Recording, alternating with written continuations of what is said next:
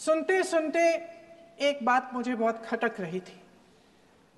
उसके बाद जब दूसरे भाषण भी सुने आपके सत्ता पक्ष के, तब भी ये बात बार बार मेरे मन में आ रही थी कि सारी बातें कर ली, ऑपरेशन सिंदूर की बात कर ली, आतंकवाद की बात कर ली, देश की रक्षा की बात कर ली, इतिहास का पाठ भी पढ़ा दिया,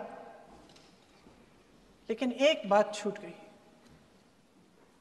उस दिन 22 अप्रैल 2025 को जब 26 देशवासियों को अपने परिवार के सदस्यों के सामने खुलेआम मारा गया, तो ये हमला कैसे हुआ, क्यों हुआ? इतिहास की बात आप करिए, मैं वर्तमान की बात करना चाहती हूँ। आपको तो एक बहाना चाहिए, आपको तो एक बहाना चाहिए। पूरे परिवार का नाम गिनवा देते हैं। अरे अपनी जिम्मेदारी खुद लीजिए। 11 सालों के लिए तो सत्ता में आप हैं। अभी नेहरू को छोड़ दिया।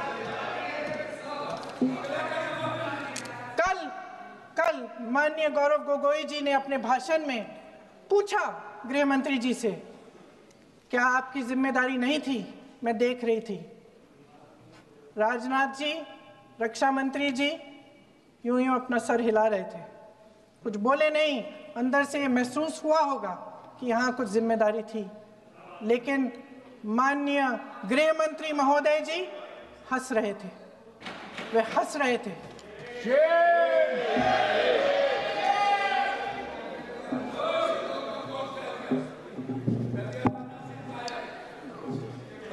अध्यक्ष महोदय, कल सत्ता पक्ष और आज भी सत्ता पक्ष के नेताओं ने 2008 के मुंबई के हमलों का जिक्र किया, बार बार कहा कि मनमोहन सिंह जी की सरकार ने कुछ नहीं किया।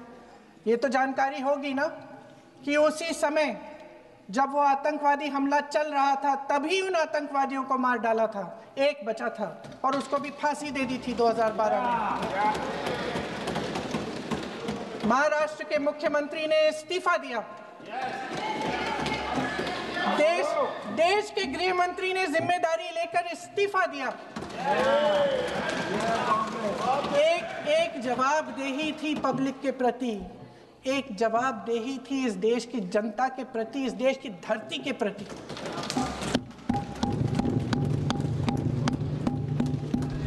राजनाथ